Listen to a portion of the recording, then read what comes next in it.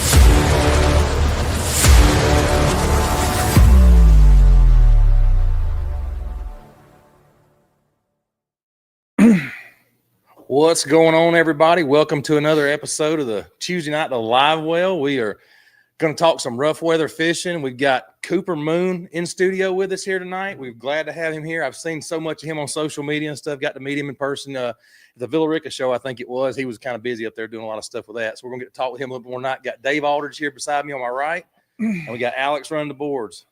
So we're going to talk a little bit about everything. We're going to let you guys, if you got any questions, make sure please drop them in the comments. Y'all know y'all drive the comments. You know, y'all drive the show for us. So we appreciate any questions y'all have. But let's go ahead and knock out these sponsors real quick. First up, we got Sonar Pros. Listen, guys, if you want to get your boats rigged, take them to where the pros take them. Take them to Sonar Pros. You may take them somewhere else, but I promise you, you'll be talking to them eventually. So give Trent and them a call at 770-530-4505. Go where the pros go. Next, we got Lip Sticker Fishing. Personally, Kevin is the best guide on Lake Lanier. That's just my personal experience. I know Alex has been with him a couple of times. It's just unbelievable when you get to go with him. So give him a call or text 678-459-8419, Kevin at lipstickerfishing.com, and check out his Patreon. I did it for a little while. I know, Alex, you still doing the Patreon deal? Yeah, for right now I am. Yep. And I think Danny's supposed to go with him on one of his lives, what he said last time. So that's pretty cool. So y'all check that out. I'm telling you, he gives up the juice on that thing. Next, we got Evolve Rod Sleeves. Listen, we make a big investment in these rods. Do the right thing. Put the rod sleeves on them. EvolveFishing.com. Check them out. They're some of the best rod sleeves. They got the protected on the tips. They got the drawstring on it. They've got the rubber ends on it. You won't go wrong with getting those Evolve rod sleeves. And next, we got the Money Saver Lure Retriever. We all know we spend a bunch of money on baits.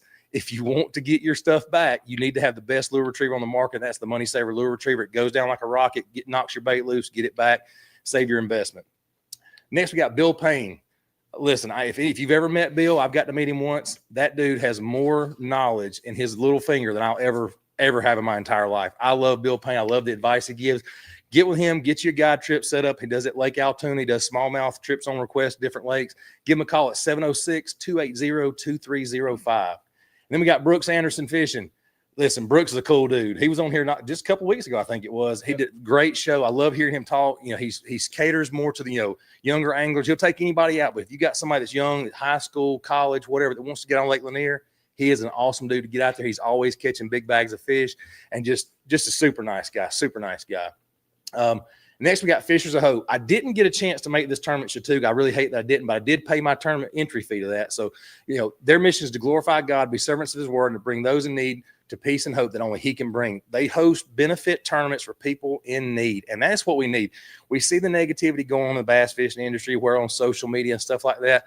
Tony and them, they're some good people. Y'all need to check them out. Fishers of Hope Ministry at gmail.com. Get with them. If you can't make a tournament, you can make a donation. He takes, I think it's either Venmo or one of those. He takes one of those. But anyway, make a donation. They can use all the help. And then we got Turner Tire right behind us. Listen, if you're up here in this area, you need tires and alignment, get with Turner Tire. They're who you need. Jasper, Georgia, 706-253-3339. They'll take care of you. And then if you want to advertise with the show, please get with Danny at fngo.com. If you got a business out there, anything like that you want to get seen out in front of the public, we reach a huge audience week to week, social media everywhere. Get with him, get on the show. And then we'll just start. We'll get back in the comments here. Who we got in the comment? Who was that? Thad Moody was first. He was first. I want to make sure he got notoriety for that being first. And then Andrew Blair said, "First is not where you want to be." So, got Jim Wright, Andy Parker, Philip Hutchison, Fishing with Platts, John Allward.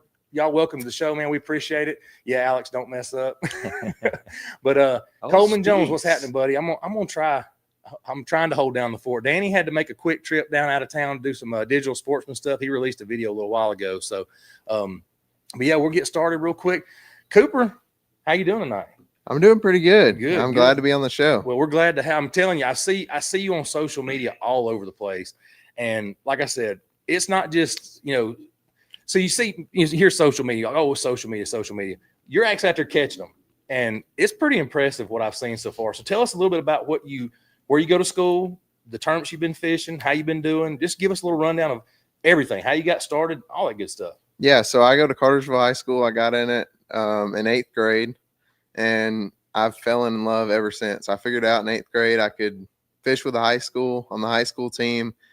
In August, I go to Montevallo, and really now I fish everything I possibly can. But I base my schedule off the Georgia Bass Nation Trail. I fish all of those, and every other tournament that I can fill in, if it's Alabama, North Carolina, South Carolina, Florida, I just try to really I try to be well-rounded as an angler. And I think that's really what has helped me the most, is being well-rounded all over. Yeah, he's been a little bit modest, well-rounded. Now, I fished West Point sometimes. I don't get to do it a lot, but I choose not to do it a lot. Let me put it that way.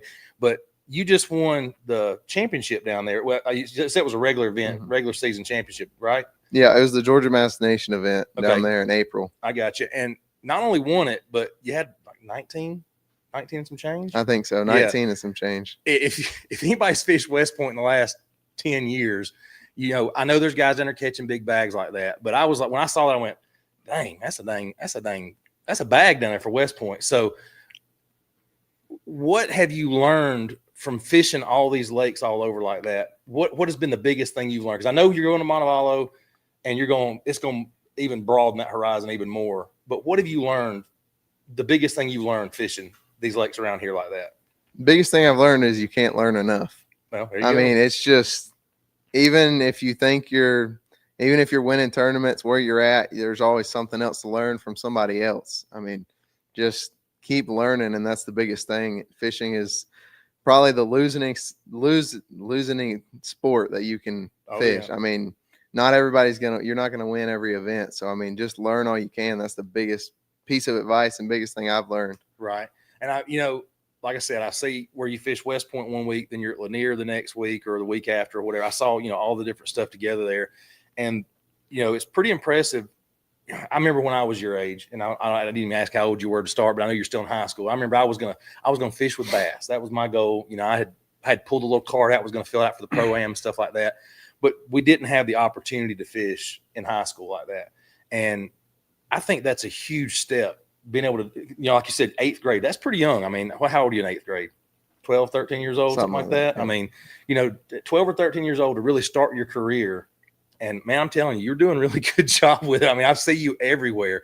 We were at the show at Villa Rica. You were out there. I think you did a raffle for a trolling motor. I still got that going on. Okay, tell us a little bit about that. Yeah, if anybody's interested, I'm raffling off a brand new Ultrex Quest trolling motor, and it's 1 for 20, 3 for 50, and it's really to help me get out to Oklahoma for the national championship out there. Okay. The MLF SAF national championship. So that's my fundraiser to help me get out there, and it's a ways out there. So it's definitely that's a trip. So while we got you on that topic, tell people where they can find you at, how they can find you, best way to get in contact with you to do that raffle or anything else. Yeah. So it's posted on all my Instagram, Facebook, anything like that.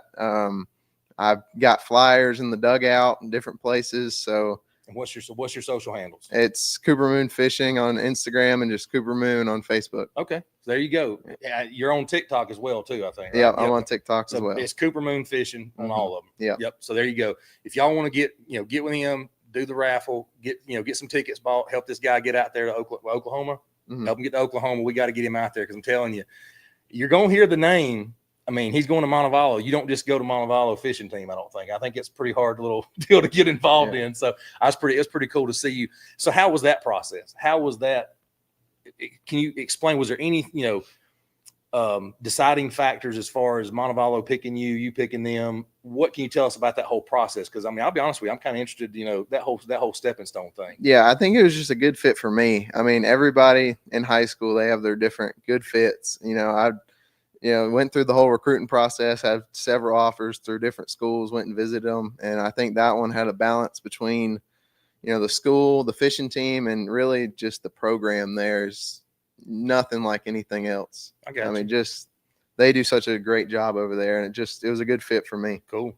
And one more question. I'm sorry, I'm focused on you a little bit more, but how many days we're going to squash some of the they can't fish talk that goes on. We know it happens. And how many days a week are you on the water? Most days of the week, probably 3 or 4. 3 or 4 days a week, which is more than most. I mean, that's above average, I would say, for most people, because you still go to school. You're probably, got a lot going on getting ready for college, and then you're still doing 3 or 4 days a week. Now, is that including the tournament days, or is that? It includes. Usually I'd leave on Wednesday, wherever we're going. I pre-fish Thursday, Friday, if it's Saturday or Sunday. So that includes tournament days, practice days, all of that. All right. So you fish it all. You get to fish good weather, bad weather. Because if it's a tournament, you don't get to just go, well, I don't feel like fishing today. Like some of us guys, we got there and fun fish. We go, well, the wind's blowing 20. I'm not going to fish today. So we're going to jump right into that bad weather fishing. Dave, unless you got any questions for him before we jump into any of that stuff. Alex, any of you guys got any questions for him? Do we have any questions in the comments for Cooper? We have one up there. Jim Wright. Kind of goes along with. Yeah, we're going to jump into. Oh, what just happened? Uh-oh. We've got an issue with questions popping up, so we won't be able to bring the questions up on screen. I guess for some reason it's blacking the screen out. So we're just going to answer. I'll ask the questions as we go.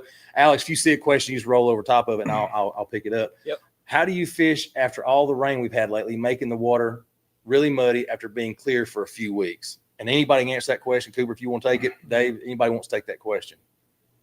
How do you fish after all the rain we've had lately, making the water really muddy after being clear for a few weeks? Yeah, I think the biggest thing is, I mean, it really depends what lake you're on, obviously, but the biggest thing, I fish a lot of Lanier, I fish a lot of Altoona. I find the cleanest water I can. I'm considered a scoper, but I also fish a lot of shallow water, but even shallow water and clear water is my specialty. So I find the cleanest water I possibly can. And that's really, I mean, if I can find clean water is my strength and go-to. So usually it's on the south end or back in pocket somewhere away from the river. That's really the biggest thing that I look for, is anywhere I can find clean water. Okay. I like it. So I'm right there with you. I fish Wedowee a lot. And when it gets wintertime, that water, the water starts muddying up. The guys will go, I want to find the dirty water. And I'm right the opposite. I'm looking for the clear water. I'm going to the south end of the lake, looking for the different stuff down there. Number one, because I don't see as many people going that way. Everybody wants to run up a river or whatnot. So I like that answer. I think it makes a lot of sense for how I fish, and still learning that dirty water, clear water transition, things like that. So that makes a lot of sense too. What else we got question-wise? All right, Griffin Moon. Ask him how it feels to be the second best hunter in the family. Uh-oh. Yeah, that's my brother. That's your brother. Yeah. Older or younger? Older. Older brother. Yeah, so I'm the youngest. So. Okay. Yeah. So, well, how does it feel?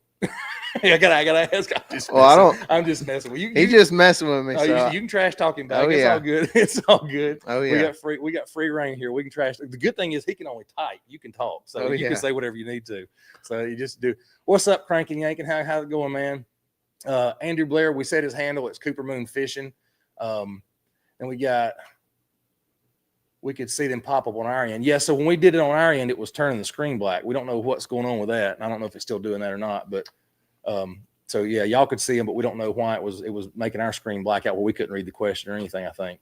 All right, so we'll keep going with bad weather, dirty water, things like that, because it kind of goes in hand. But going back to that West Point tournament, because I know the water clarity is different there than Lanier, Allatoona, Wedowee, any of that stuff. Was there any major changes you had to make going from that water clarity? Were you seeing anything major differences, or did things kind of look similar? No, things were pretty similar. I mean, even on Lanier, you can go up the river and find dirty water. I was looking for that cleaner water where I have more confidence in. And really, if we went up the river, a lot of people said the river was blown out. Mm-hmm. If you go back in those backwaters, you can kind of find cleaner water. So I think the biggest thing is just running around and looking. Like sometimes I'd go down the lake and just stop and look to see the water. And I think if you're in West Point blows out very, very easily. Oh yeah. And I think just stop and look at the water, run around until you find good water, and then try to break it down. Now, how far down was that lake when you went there? Because I know they pulled it down it was only far. A few feet down. Okay, so it already started coming back up. I knew it was down. It was way down when me and Jim Wright and I fished together with Dowey tournaments and stuff. We fished West Point, and it was pretty low. You wasn't making any major runs up the river unless you knew what you were doing for sure. Yeah. Y'all still prefer clean water, throw in the buzz? JPJ fishing, y'all still prefer clean water, throw in the buzz? I mean, even a buzz bait, I like clean water. I mean, I'll fish dirty water if I have to, but it's just my go-to. Everybody has their go-to. Some people like to find the dirtiest water in the lake. Yep. It's just what's you're most confident in. And I think mine, it's just I like to find the most clean water, and it's just what I've been the best at and what I have the most confidence in.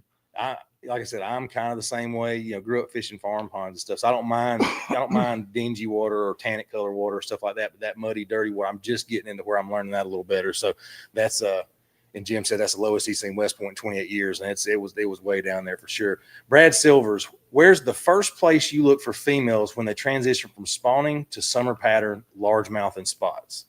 And anybody can take the question. Yeah, I think even on spots, a lot of people think they go straight out deep. And I find shallow cover, like leading out of small spawning pockets, because you can fish them really fast and really get to know where they're at. And I think those smaller pockets is what I like to just see kind of where they're transitioning at. And then I can go from there throughout the whole lake. And you can kind of duplicate it and pattern it. What do you got, Dave? Anything on that? Yeah, that's like we were talking about earlier before the show. It's I was telling them we got to Guntersville, and I found them a week or two ago. They were on the last high spot closest to deep water. So they had pulled out of the pocket. A lot of them had pulled out of the pockets. They were transitioning out deep because they're on the move up there. But I found them on the last little high spots next to a river channel, a ledge, whatever else. They weren't out on ledges, but they were, like I said, were staging around that last little high spot. Right. And I noticed, so where I was fishing at, 3 weeks in a row, they were in the same spots relatively at the secondary pockets, shallow secondary pockets, right there at the mouth of the main body of water. And they were moving from typical, like where you would find, and this is mainly for the largemouth, but typically where you would find fish staging at, like spawning fish, or right there at post spawn. And then I noticed the last tournament I fished, and it's been the first time I fished in a while, but they weren't sitting on that spot anymore, but they were still in the area. And I was using forward face, and I don't care what anybody says. I got a little crap talking from a guy on YouTube about it. Yeah, I use a screen. I don't care. I mean, I stick with fish regular. But anyway, had it not been for that forward face, and I wouldn't have known, they had moved off about 20 yards and were going back and forth to that spot, but they weren't going to the spot. They would go up and then would turn back around and come to the boat. I just happened to see one swam a jig right by him, and he bit it. So, but yeah, same things you guys are talking about. They're still in those areas. They're just moving their way out slowly to the different spots they're going to. And I ain't gonna lie, forward facing helped me figure it out the other day, so I wasn't mad about it for sure. We got any more questions up there? Nope. Thad Moody looks 12, talks like a grown man. Well, gonna go far. There you go. He looks 12. He's a lot bigger young man than you think he is in person. He's not a small guy for sure. So, but yeah, no, he's, like I said. And the one thing I've been really impressed with, going back to that part of it, is I see you around. You're not just out there fishing, but you're out working. You're working the different shows, and you're representing his sponsors really well. I see a constant post tagging his sponsors in it. Those guys are interacting with him a lot. I know Rob was with you when you signed at the school. That stuff's really cool. That says a lot when you got sponsors that are not just going to thumbs up on the social media, but are actually at the events with you and putting their hand on your shoulder kind of thing. I think that's pretty cool too. So Atlanta Outdoor. Okay. Well, we got Coleman right above that. All right, well, we got Brad above that. Sorry. Brad, what are you targeting those females with? So I guess he's talking about those females that are starting to move out that you see and, move to those secondary pockets and further out. What are you targeting? The first thing I like to throw at them is something that'll draw them, like a big bait, something that I can see them with, or something that I can get them to follow, just to know they're there first of all. Right. And if they don't bite it, they don't commit to it, then I'll slow down if I have to. But I always like to see them, make sure they're in the area, see it, get them to react first, and then slow down from there. Now, are you looking sight wise, forward facing, all of it combined? You're looking for that fish to just ignore it, or are you looking for that fish to go nose up to it, nose down to it, just something to give you, okay, they're there, they're eating, maybe they just don't want that particular bait? Yeah, I do both. Okay. Forward facing and with my eyes, depending on the water clarity and just where they're at. And I think you can really get a good judgment of how they're acting just by seeing them, either on forward facing or with your eyes. I know a couple of weeks ago, I was on that big swim bait bite, and Justin speaks on our big girls don't want a little worm, but yeah. So I was on the swim bait bite, and just like you said, on one of the spots the fish usually stack up on, it followed it all the way to the boat. Now, I had to wait about 30 minutes, but I caught that fish using a jerk bait. It followed that. I mean, it just tracked it all the way back to the boat. I saw it and went back in there and got it with a jerk bait, and it just takes that thing. Keith Plemons, what's going on, buddy? That's GDad Outdoors on TikTok, Instagram. Good evening. First time logging in. Buddy, we appreciate you stopping by. I'm glad you got to stop by tonight and see us. Y'all make sure you go follow him. He's a good dude.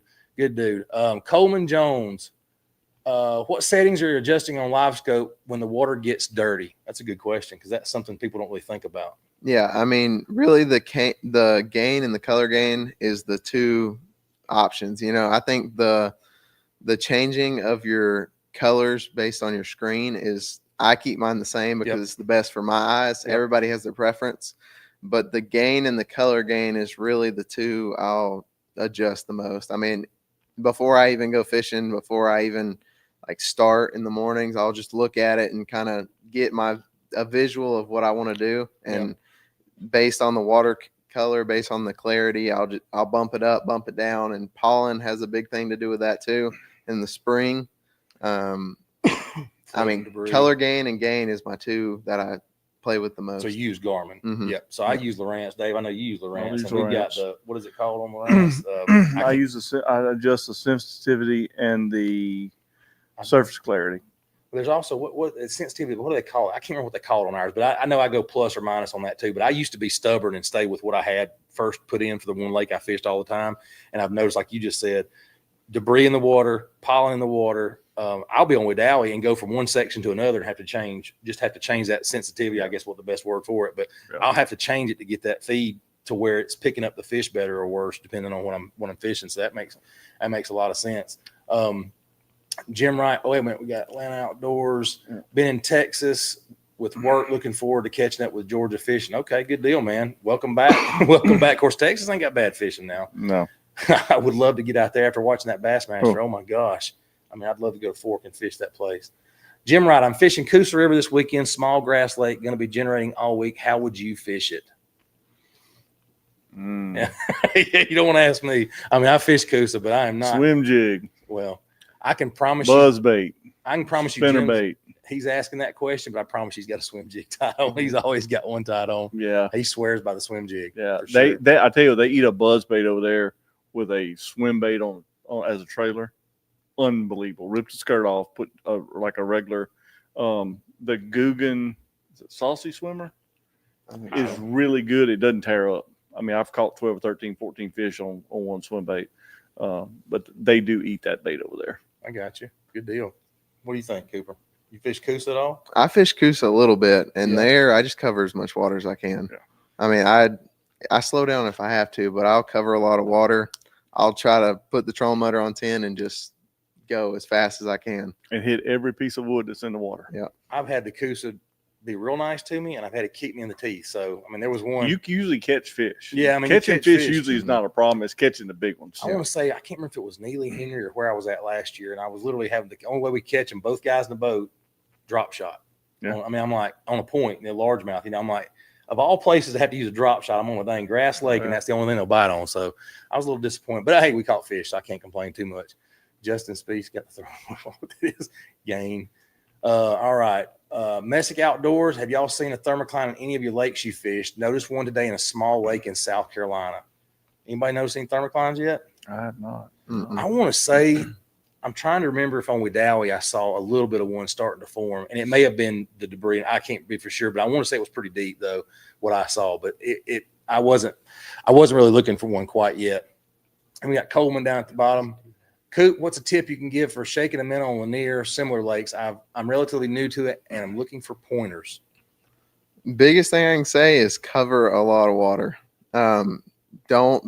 Look for different patterns. It's not just going down the lake and looking with your trolling motor on 10. It's looking for specific, at the end of a point or at the end of a drop, river channel, things like that, or a mouth of a ditch. It's finding those same patterns. You want to pattern them. It's not just a lot of people think it's just putting your trolling motor on 10 and going. It's very precise little patterns that groups of fish you'll see will group up. Well, I don't want to disagree, but when I turn my screen on, I just push a button and the fish jump in the boat. I mean, that's just me. No, I'm just kidding. That's what you hear. That's what you see on the comments and stuff. Everybody wants to argue about the forward facing, like, yeah, we push a button.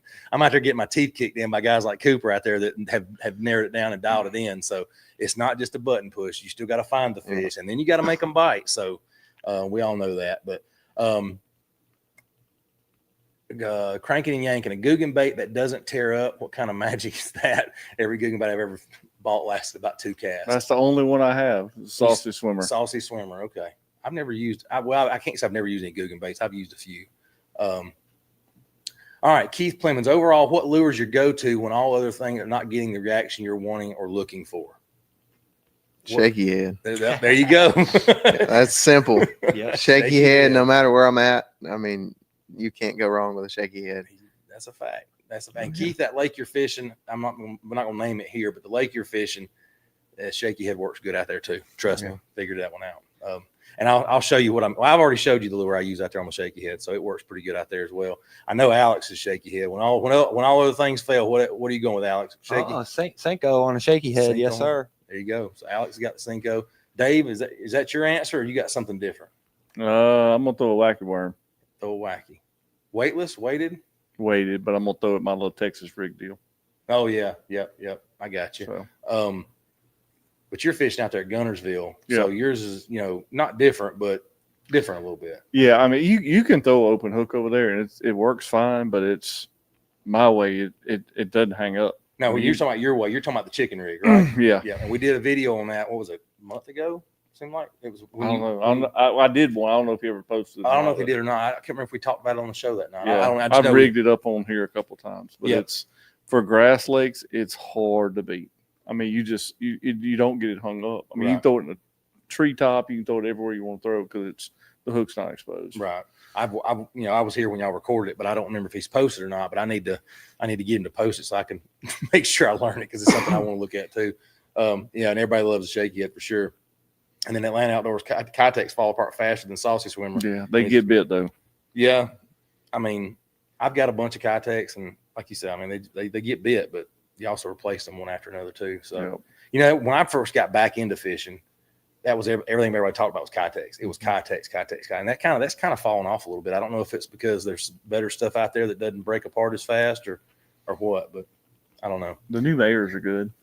Yes, they are. Yep. The new Mayors are good. I will say this, on an A rig at Gunnersville, I get more bites on Kitex. Really? Yep. Why do you think that is? I think it's action because they're so thin. They give a lot more action off. Okay. I've caught them on the Mayors, and I've been playing around with that one because it's real durable too. Yeah. Kind of like that Googan. Like I said, I got on that Googan. I was with Connell one day in the boat. We were catching one after another, and the swim baits weren't tearing up. I got you. Like I said, that's not really the only thing I use it for. But the Mayors are great. But like I said, I think that Kitex just got a little bit different action, and it gives it a little more action. I got you. Cooper, what's your favorite swim bait? I go back between a Kitech and a Cast Prodigy. Okay. I mean, those two man, cover everything. Yeah, I got to get more cast stuff. I finally picked that scab this week. I bought the OG. I bought one. Yeah. and I've got a cast cart going right now. And that thing will hurt your feelings, man. When you It start putting will. this stuff in the cart, I've got 3 OGs in there and about 5 different, what's the Echoes? Echo. Uh-huh. Echoes. I've got them from the That's 2. my language. No, Yeah, I got them mine's from the Echoes. 2s all the way up to the 7s. And I'm like, I wanted to hit buy so bad. And I just knew as soon as I hit buy, my wife was going to get an alert in there. She's like, what, have you lost your mind? Because she don't really know, unless she's watching tonight, she don't really know how much the cast OG cost yet. So I bought a reel with it too. So it kind of hit it in there a little bit. So yeah, I've got that one going too. But you like the Prodigy. Hmm. Yeah, I go back and forth. Sometimes they like the Kitech, sometimes they like the Prodigy. Prodigy's by far one of the best that I've for durability. I mean, you Mhm. catch them and it's not that Elastic, hard to get on the hook. It's I love them. This is a dense. Mhm. I've got to get some. I haven't used them yet, but you're saying it's more dense, so it doesn't tear. Yeah, but you it's still get the same kind of actions. they have like a proprietary plastic. There you I go. always get tongue twisted on that, but yeah, it's awesome. It don't tear up. I've caught 20 something fish on it before, and There you especially go. in the wintertime on the Echo. Mhm. I mean, we've had 50 fish days. I've gone through 2 all day. Wow. I mean, it's awesome. No, you can't beat that then, because that makes a huge difference too. Mhm. All right, where are we at on questions? Up there. All right, yeah, Messick Outdoors. When scoping with a shaky head and they go down on it, what's the next steps y'all are hoping? Wait a minute. Next step, are y'all hoping hopping or pulling it? Sorry. Usually we have a bunch follow, but never can get them to commit. Sorry, I'm trying to read the small print up there. I'll just sit there and shake that thing in place and let them sit on top of it. Yep. Oh yeah. Shake the line, not the bait. So y'all fish bait caster, spinning reel. How you fishing your shaky heads? Spin rod. Spinning rod? Yep. Spinning Spinning rod. rod. Okay, I'm a bait caster guy. I power fish everything. I will not. I mean, I'll do it on the spinning reel, but I power fish. It'll work everything. you a lot less on the spin rod. And I got some up there for Gunnersville at 5/8 of an ounce. I got my shaky head rod goes to 3/4 of an ounce. Right, So I mean, up there where you get the current, you Yeah. need something heavy to keep it on the bottom. right. And that spin rod, like I said, just doesn't wear you out. Doesn't That wear you bait out. caster is just a little cumbersome. Yeah, I'm still, I'm still hard headed. I want to power fish everything. I fish everything like a jig. Just Call, about. call me a Sally if you want. No. but, Hey, listen, I'm not. I can't skip for nothing with a bait caster, so it's going on a spinning No, rod. I listen. I fish with us. I don't care what.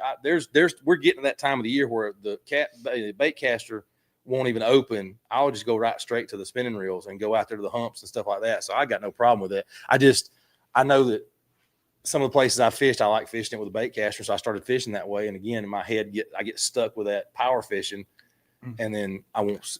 Then again, I won't slow down either. So I probably need to get another spinning reel just for the shaky head, I guess, just do it that way.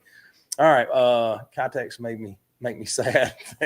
Bruiser swim baits are hard to beat from cranking and yanking. And outdoors, I prefer soft plastics. They tear up, but hook sets always seem to get better, cleaner. Okay. Jim Wright, Yeah. Cooper fishing with Montevallo, you will learn the Coosa River. It's the closest to you along the Alabama River. And yeah, he's got a point. I'm sure but y'all gonna be all over. I mean, have you Yeah. seen your schedule? They have a schedule like where you're gonna Not be? yet, Not but yet? we'll be all over. I know last year they're all over constantly. I think you come in first year, fish 8 to 12 tournaments, which is 8 to 12 weeks of fishing. Mhm. Because you come the beginning of the week, have 3 days of practice or 4 days of practice, depending on what it is. And so you're fishing the whole week. So 8 to 12 full weeks of fishing in tournaments. So we'll be all over. So break down for the folks that may not know how. So I've heard, so you got the team. Hmm. Is there certain teams within that team, certain guys within that team that are going to be going to turn? How do y'all choose who goes to what tournaments that are sponsored by the school? Because I've heard like Auburn, Mhm. certain folks would go, and then the other folks that wanted to go, they had to pay their own way in. The school only sponsored so many people. Is that how Montevallo works that way too, or are they pretty much just? Yeah, Send so they basically say which tournaments do you want to go to, and they try to get you to those tournaments. But certain ways of points, they want you to fish this many of this trail, or I got you. if these kids may be a little better or have more experience on this trail, they try to get you to everyone you want to go to. I got But I'd say definitely like you can't go to every one of them, obviously. Right. So they're basically it's like anything else. They're going to pick the best of the group to go Mhm. represent at these certain tournaments. Now, would you have the opportunity to still go to those tournaments if you wanted to fund it yourself, or is that like totally out of the question? That's an option if you want to fund it yourself. Okay. But obviously, your grades are a big thing too. Yeah. I mean, if you don't have good grades, you can't go to any of them. Well, So- yeah. It's So like the you more tell on you. top of your schoolwork, the more you can obviously fish. So Yeah. I got you. Now, how far away from home is this? Is 3 hours. 3 hours. That's what I Yeah. thought. That's what I thought. So that's, you're gonna be away from home a little bit. So you got to make sure the grades are good too. And that's a huge thing. I've heard different stories with that stuff. And the one good thing is, they're gonna make sure you took care of on grades too. I mean, I'm sure they got plans for, if you need help certain ways, they'll make sure you're good in school. So because that's an investment with them and for you as far as that goes. I found an OG walking the bank last year, was blown away. Someone wouldn't have gone to get it. I'm going to dive for mine. Let that joker get stuck in something or go. I know it don't go to the bottom, but Lord forbid it does go to the bottom. I'm going to be swimming for that one. All right. Let's see. What was your ideal condition for the OG and what setup are you using? And that's from Adam Mathis. Ideal condition. I like nasty weather. For Nasty the OG, weather. the nastier the better. Okay. Dave, you fish OG? I do not. I know I you fish do. it. I fish it quite a bit, especially during the herring spawn. And I go back and forth between, I like a stouter rod than most topwater rods because it has those bigger BKK hooks. So it's a stouter bait that you have to actually lean into them a little bit. Okay. So I go back between like 50-pound braid to a mono leader or straight. Sometimes I'll even do it on fluorocarbon if I want it to dive down farther. Okay. So I go back and forth all the time, but definitely a stouter rod, like a medium heavy. Okay. Instead of most mediums for a top water, something a little longer, you can bomb it. And because you're I'll not bring it the walking the same. dog like normal, you're Right. just burning it and killing it. So something a little longer, you can get it out there I was with. just fixing to get you to explain so I've been watching videos on because we were talking last time I was here and they were like, do you need to go watch the videos? Because it's not a regular, you can, and Ryan says, oh, you can walk it. the dog. You can walk it, but that's not the intended purpose Mhm. of it. Now, this is kind of selfish on me, so I'm going to ask you questions about. So I don't fish where there's herring. I don't get to fish Lanier a lot or Allatoona. So same conditions if I go to somewhere else that's a spotted bass lake that's clear water like Wadowee, same type conditions if I'm looking to fish that OG. Yeah, I'd say schooling fish is the number one time I pick it up. Anytime they're on bait, blowing up on bait, herring spawn, or in the summertime above brush. I mean, I'm pretty close with Ryan at Cast, and from way up north to I think right now they're on Dale Hollow catching Yeah, seen smallmouth that. on it, and Yeah. it's insane what it can do. So time of the year, just basically when they're on bait. If they're chasing bait balls, which is right now, they're starting to move like more towards the bait, the schooling fish, with the shad spawn and stuff like that through the fall, pretty much. So it's a good time no matter what. And Alex brought up saying nasty weather. I like it in the wind. You want it in the nasty weather too? Yeah, I like it as much wind as I can get it. Really? I mean, they'll eat it in calm weather, but just get them to commit because it is a bigger bait. Right. So getting those big ones to commit, it needs a little bit of chop on the Okay. water. Well, that makes me feel better because like I said, I've been watching some videos on it, but I knew that was some of the questions I was going to have. Like, what do I need to throw this in? So that answers that question at least anyway. And what's the typical boat count? I'm just going to skip down. What's the typical boat count for one of those tournaments that you're going to be going? Well, let's do it both ways. High school and college. What's your typical? High school, I'll fish some smaller local Mhm. stuff just to mix in, but most bigger high school is 150 to 250. Right. So, and then you have your worlds and the national championship, which is like 450 Okay. in the summertime, Oh, which is smart. that's the one in Oklahoma this year. I got you. And all the college events they cap them out at 250, and usually it's a full field. I got you. Yeah, I knew they were big. We got into. I fished. Was it Mitchell a couple of years ago, and our tournament, it was a club tournament out of Alabama, and we showed up at the boat ramp, and it was like a 2.5 hour wait to get put in. It was like, what in the world? I sat in my boat for like 2 hours just waiting to drop in. So, and that was a high school tournament. It wasn't even a college tournament, but we had how many students on? Keith Clemens asked how many students on the team. How many guys you got on or ladies? How many folks do you have on the fishing team? At Montevallo, Yeah. I think it's around 60. 60. Yeah, so 30 boats right now. I think Wow. it's about around 60. It may Okay. be in the 50s, but I think it's right at 60. So it's still a team Mhm. deal. Okay. Yeah. Now I know you fish with your partner now. Is he going? He's also going to Montevallo. So y'all gonna stay partners, or does the school figure out who's gonna be partnered up? They don't really pick, so Okay. we'll fish around with different guys because different areas, obviously. So they try to partner you up with somebody new or somebody that is from a different area to kind of learn from, Okay. because two people from the same bodies of water, you fish all over. So it's definitely I got you. an advantage to have two different people from Makes different sense. areas. That makes sense. So it's not just going out and fishing. I mean, it is, but it's also a team. So they're coaching you. They're trying to put the cogs together to make it actually work, not just, hey, these two guys went to high school together and they're going to fish together from now on. So that makes a lot of sense. So some of that stuff I just didn't know to ask. That's a good question. Yards, I'll be at Logan Martin this weekend. I always like muddy water and really don't know how to fish clear water. Does the size make a difference? What about the depth in clear water? And I don't know if he's talking about line size. Or if he's talking about, line size. I'm sorry, I missed the line size. Does line size make a difference? What about depth in clear water? What do you think? Cooper, you think line size makes a difference? I think it does to an extent whenever they're really stubborn, but sometimes I try to get my thing is I go the heaviest I can possibly get. Right. Because I mean, if I can yank them out of something, I would rather do that but on Lanier, it's always 8-pound line. That's just what it is. It gets a lot of pressure. So I try the more bites I can possibly generate, the better. So you have to know it takes 8 pounds. Mm-hmm. That's what you feel comfortable with. That's what they're going to bite, and just know you got to do that. Dave, what do you think line size on that? For Logan, I don't think it matters a whole lot. Logan, Logan clear is not real clear. I was going to say. Like I said, I throw anywhere from my go-to is 10. Mm-hmm. If I tie leader on spin rod, I'll throw 10. I throw 10 at Gunnersville, throw 10 wherever, Lanier, everywhere. But I'll go up to 17. The only time I get a little wonky with it if it's clear and I need to throw braid. I try not to do that unless I'm swimming a jig and I got it moving really fast. But right. Other than that, it won't matter at Logan. Yeah, from there, and they're gonna bite.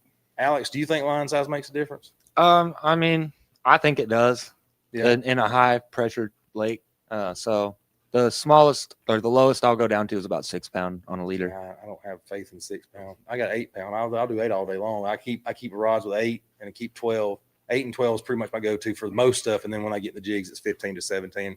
Swim baits is now 20 or whatever. Whatever I'm fishing, but I try to get up a little bit higher. You just got to play them out, man. Let them wear themselves out. Yeah, that's why It's a lot of fun. Jerk baits earlier, and I'm like, it's 8 pound. I like the 8 pound. I don't force them, and again, like you said, you got to let your equipment do the work and not try to horse them around. So it works for me. But I know we kind of strayed off. We've talked a lot of different stuff about fishing. We talk about, we really intend on talking about like bad weather fishing. So Cooper, what's some of the worst weather you fished in so far? Probably one of the worst was this past season at Lake Gunnersville. It was right after the hurricane, and it was pretty much in the hurricane. I think it was like 30-mile-an-hour winds. We had to make a run all the way up the lake. So it was, 3-4 4-foot waves all the way. And I've never in my life got water in my nose going down the lake before. But yeah, it was all in my nose. It was just, we were soaking wet, pouring down rain all day. It was just, It was just one of them days that it was just. Was that a weekend tournament? It was a 1 day. Yeah. That's when we filmed. That's when y'all filmed. Yeah. That's what we filmed the season 12, season 2, episode 12 of the Real American Road Trip. Yeah. It was in like it October. Was blowing. September. Yep. That's when it was. Blowing.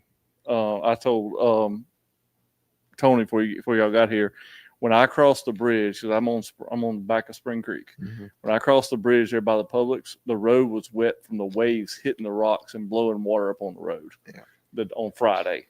Yeah, it was rough. So you had a 1 day event. How'd you do? Do you remember how you did in that event? I think we did. We did decent. We didn't do bad, but it just finding the size, we were on a good frog bite, and it was just. They couldn't see a frog in all that wind. Right. Oh yeah. It was a tough tournament, but we didn't do bad. I think we had like right at 9 pounds. It was a 3-fish tournament. I do believe. And we had like 8 something, 9 something. So not terrible, but not our best finish for sure. It started out as a good frog bite is what you're saying. Mm-hmm. How'd you end up fishing the rest of that tournament to catch them? Was it just on the frog or did you we ended up going to a toad, something that they can see a little bit more. Okay. And towards the end of the day, it kind of died off a little bit, and we really started catching them. But then we had to run back. We had a long run, so you got to make the run back in a hurricane. So that makes it just that much more fun. So, well, that's at least. At least we got to talk a little bit of bad weather. Dave, what's your worst weather fishing adventure that you've been on, and how'd you catch the fish during that bad weather? We had a time years ago. We went over. We were at Sam Rayburn in March. And we had a big front blow in, and we ran out there. We probably shouldn't have gone. And it started sleeting and snowing, and we were catching 2 at a time on a red trap. Wow. And then we had to run back.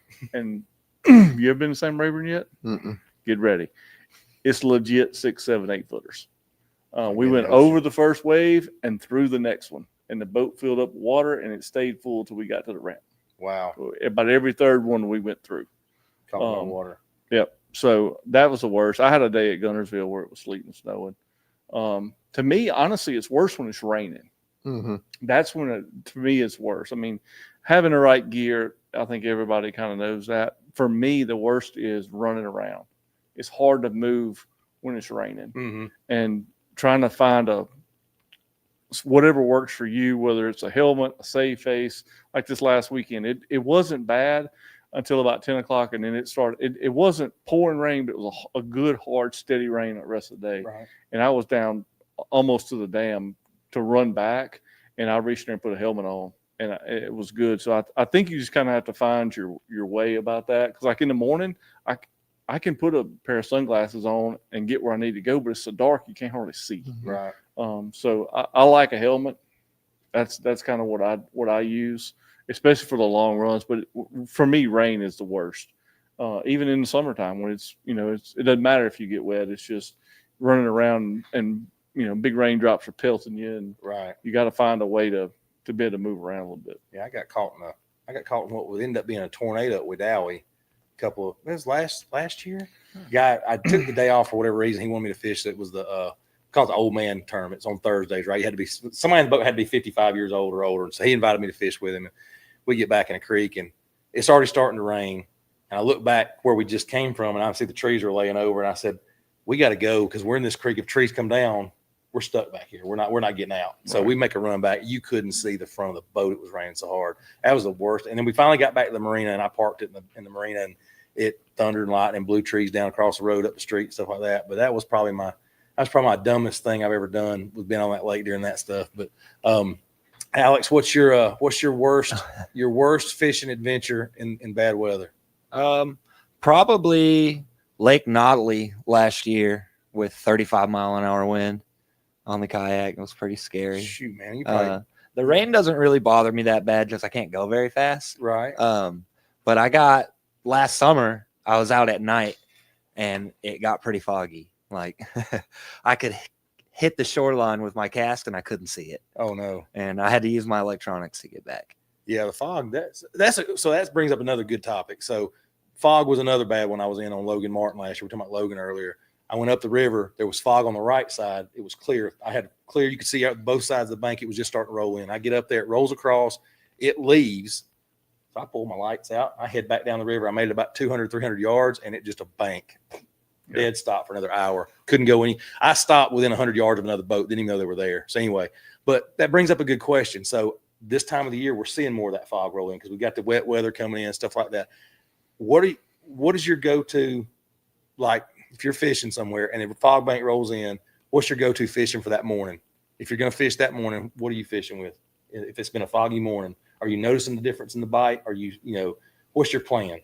Because I've noticed where I fish at, when the fog rolls in there, they are not biting. They're not touching anything that morning. Anything specific, Cooper? If you got anything, No, not really. because I know this time of the year where I've seen a lot of fog. Like this morning, I hit a fog bank leaving the house. It was foggy. I'm like, and the last 2 Sundays I went, there's been fog on the water or just rolling off, and the fish they've just not been where they normally are. They're not biting how they normally bite. So I just didn't know if y'all had any ideas. Anybody in the comments got any ideas? Please share them because I will be more than happy to take them and try them out because they wouldn't touch top water or anything. So Jim said Jim shaky said head. shaky head. Yeah, they didn't bite a shaky head either. Is the bad thing, which I didn't give it. I didn't give it enough time on the shaky head. I will say that.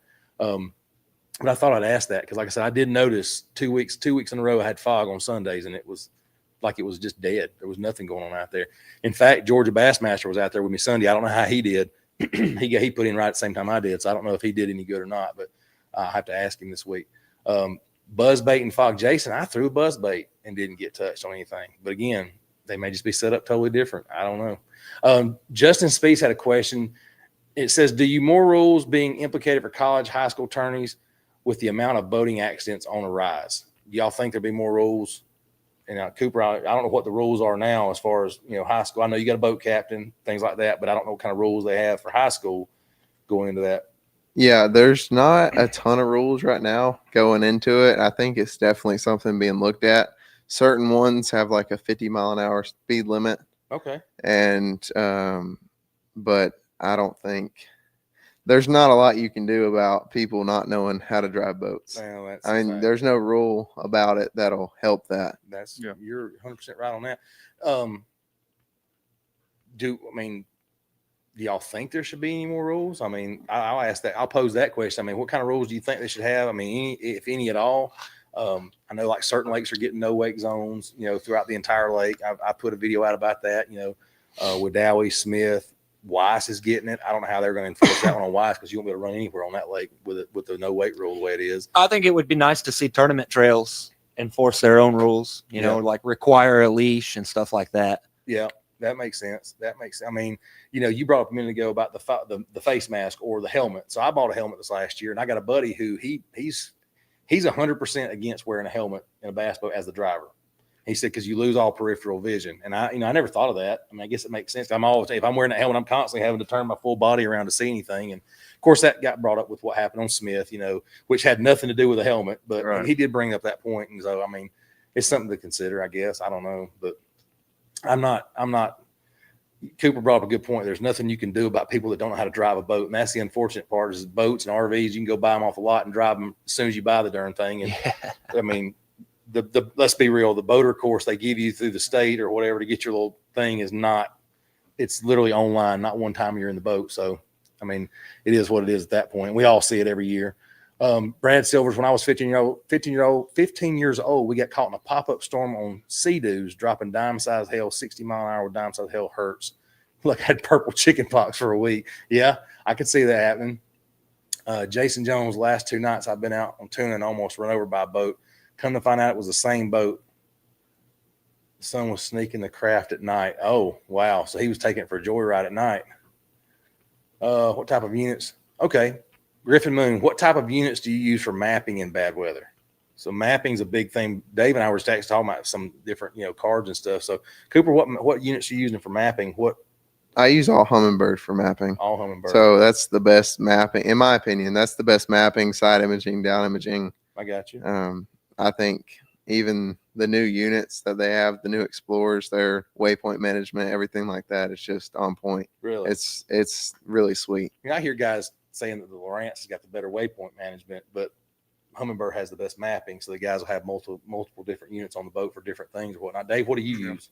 I use Lowrance, but I run Navionics and CMAP. So now the CMAP works really good up at Gunnersville. There's a lot of high spots. I mean, you'll be out in the middle of Browns Creek and be sitting on 2 foot of water. The other day when I was saying I caught those females that were moving out, I literally looked on the map, zoomed it in, could see where all the high spots were, and were able to go and catch some fish. So I use both. Every once in a while, the CMAPs will have a place that's not mapped, but day in and day out, it's CMAPs for me. Yeah, I'm Lowrance with the I've got the Lowrance with the Navionics right now, but after talking with Dave, I'm going to look into CMAPs too. But I was with a guy at Lanier back during the winter time, and he had the Humminbird. Holy moly, those things are amazing units. I mean, the mapping on he had the one where you could plug in like what lake you were at. I'm assuming I don't run Humminbirds, so I don't know, but I'm assuming they're all like this. But it was the Solix, I guess. You plugged in what lake you were in, temperature, and it spit out like it highlighted all the areas on the lake you should be fishing. Yeah, it's just high percentage areas. Yeah, I'm like, holy crap. Yeah. This thing's telling you where to go fish. I mean, it works, I guess, to a certain extent. But Alex, what do you use for mapping?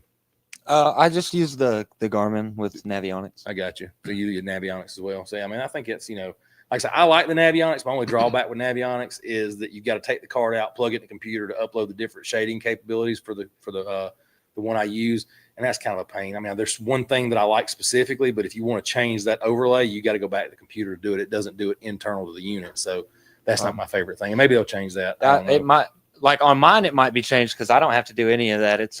I think it may be all on the fly. unit specific, but I've actually got, because I had Humminbirds before I got the Garmin. Yeah. And I liked the Lake Masters because I could do the color. Yep. And I found out how to do that on the Garmin too. So I've actually pretty much made it look exactly the same. I got you. Yeah. They say it. But I also only had a little Humminbird Helix. I didn't have a very nice, Hey. something cool. The like that. updating on Lowrance is so much easier. Yeah, I will I say that. updated 4 units the other day in about less than 10 minutes. Yeah.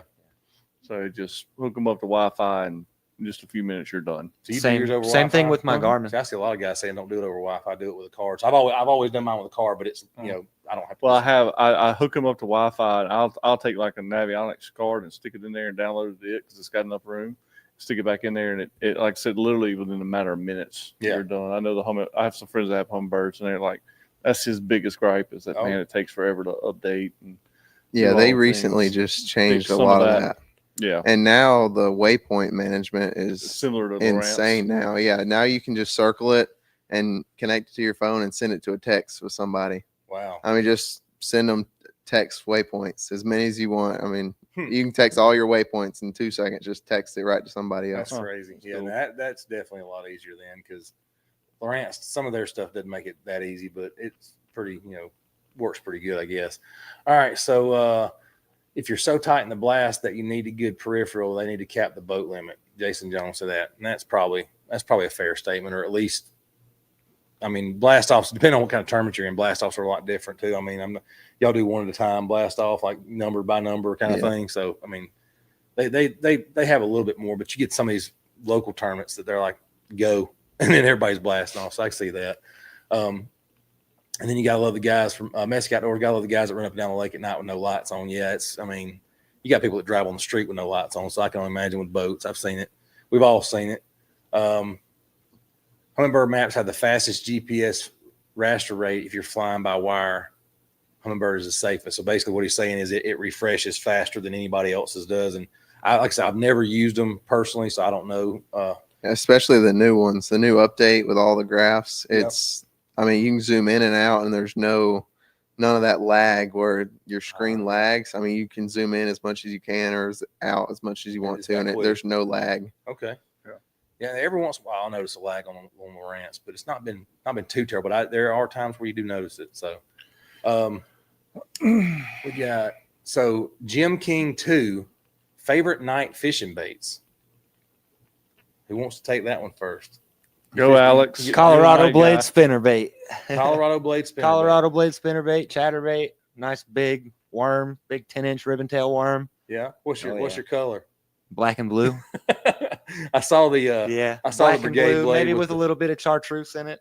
I saw the brigade blade with the MRE on it the other day, or this morning, or whatever it was. You Yeah, it was posted this it. morning. Yeah, I was like, man, I don't think I ordered that color in the MRE. I think I skipped over that as soon as I saw your post. I was like, I immediately regretted not buying those two. So, what's your go-to? Do you get to fish much? Do you fish? Much? I've only fished night one time, and it was Really? with Bill Carson. Probably 4 years ago, we Yeah. smashed them Really on Altoona on a big spinnerbait. big spinner bait. Yeah.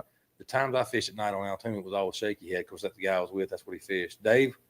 I've never done it. I'm gonna try to get out a little bit this summer on Guntersville. That's I want to get out on those ledges. It's You so don't much you don't fun. fish much. I like yeah. fishing dock lights too. But dock lights are different. I'll throw an underspin. Yeah. I'll throw a shaky head in the dock lights too. Yep. But usually just if it's small, I'll do the Echo or the Prodigy, and for bigger stuff, I'll do the new tactical swim bait, the Pog. Yeah. So it's almost 4 inches, but it's got some good wobble action in it too. There you go. I know. I fished with Allie a couple of times in the at night and fished dock lights, whatnot, shaky head, watermelon red, trick worm, Black and shaky blue. head, and wear them out. I mean, Yeah. that particular tournament we fished, it was an Ironman. We fished from like 5 in the evening till 5 in the morning. It was stupid, and I took my wife with me. That was fun. she did not like night fishing at all, but you had to throw it right outside that light. We talk about the shade lines. You had to be right outside. They would swim in, but you couldn't catch them in the light. You had to be on 15, 20 feet out past that light. You wear them out with it. And then Justice B says underspin for sure. Justin says ask Alex about wake boats at night. Uh-oh. We got swamped out one night, or almost swamped out by a wake boat. Yeah. Not paying attention. Yeah. I mean, there's so much to. That's what my wife says. She goes, I do not like driving in a boat that fast. And we're not going, look, I'm in a 91 Ranger. It ain't like we're breaking speed records or nothing. So she didn't like going 30 on the water at night. So They weren't even surfing, and they were putting out the most So they amount had of wake the that they ballast. could. Yeah. yeah, they had it full. That's They got an earful at the boat ramp. did they? So y'all knew right where to catch them out, huh? I mean, I didn't know that's where they were going, but they were there when we got there. Lucky you. Lucky you. They ended up in the same spot you were going, huh? Uh-huh. Let's see, Shane Doverly, he's here, boys. It's been a minute. Yeah, buddy, welcome back, man. It's awesome. Jason Jones, 1,700 to 0500 is a weekday. yeah, it's a weekday. Yeah, exactly. So let's get back. We'll talk about fishing this week because we're supposed to get rain this week. I hadn't looked at the weather to see what it's going to do because honestly, it seemed like it changes every day. Yesterday it was raining on the north side of Atlanta. It was dry where I was at. So, working in construction, I'm like, no, you can come down and work. We're good down here. But if you're going fishing Lanier tomorrow, like, hey, what's the weather calling for? Calling for rain tomorrow? Anybody know? I don't know. So if you're going this time of year, we'll just say this time of year to make it easy. You're going to fish Lanier. It's going to rain. How are you preparing? What are you getting ready to throw? What are you going to do? I really think that, or obviously go to your go-to areas, but a lot of people say that all the fish move whenever it's raining or if it gets real cloudy. I don't think that they move as much as they think they do. Mhm. They just maybe suspend more certain days, especially at Lanier. Right. Like some days you'll go out, you'll see a ton of fish if it's bright skies. And then the next day it's super cloudy and they're like, oh, they all moved. If you fish in those areas, fish around and not just rely all on live scope, sometimes they're so stuck to the bottom that you can't see them. Right. And that's a big thing on Lanier right now is if it's raining, Mhm. they'll get down in brush, down on the bottom and just stick themselves. And you'll catch them. They have mud on their bellies. Right. So when you're saying rain, you mean like hard rain or just is there a certain point in the rain you go, okay, now I need to start looking this, or are you just kind of looking around and seeing what they're doing at that point? But I mean, if some guys look out the window and go, man, it's pouring out there. It's not going to be worth fishing. I think it's more of overcast versus sunny My guy. is more on Lanier because their big thing there is sight. I mean, they can see 20 feet. I mean, Right. you get a bait 20 feet from them, they can shoot up and come get it. So there, it's really, I don't know why, but just whenever it gets cloudy, whenever it gets, overcast, windy, they like to get closer to that structure. Yeah, makes sense. I mean, it makes sense. I mean, think about it, you want to be safe when it's, when you're bad weather, I guess. I mean, everybody says, well, the fish don't know it's raining, but I think they kind of sort of, there's some things like top water, if it's pouring down rain, they're not able to see it or it breaks up the silhouette or whatnot. Dave, you fish Guntersville a lot. You also fish Lanier a lot. Mhm. What are your thoughts on that? I'm with him on Lanier. Like, I've had great days when it's been cloudy, but especially if you're top water fishing, herring fishing, it's hard sometimes to make those fish come up. You'll have to go down to them. Guntersville, it doesn't seem like it matters as much. Really? No, like ledges and if you got current, that I think current trumps cloudy, sunny out there, especially ledge because you're fishing deeper anyway. The shallow bite, it seems like they just go. There's fish that live there shallow all year. They just stay there, and it seems like they bite a little better when it is, cloudy or drizzling rain or raining.